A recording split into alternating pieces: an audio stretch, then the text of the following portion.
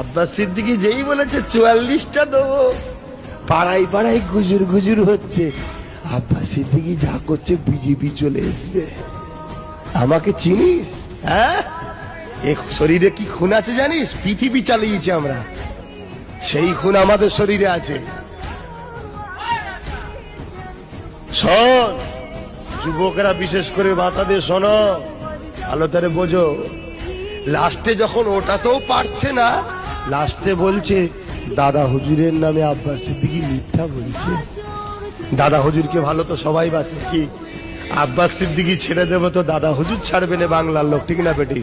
আর দাদা হুজুরকে শুধু মুসলমানরা ভালোবাসে তা নয়, সবাই ভালোবাসে।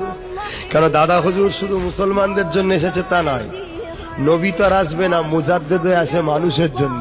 মুজাদ্দেদ আসে কার জন্যে? মানুষের জন্যে। দাদা হুজুর একদিকে যেমন ধর্মগুরু,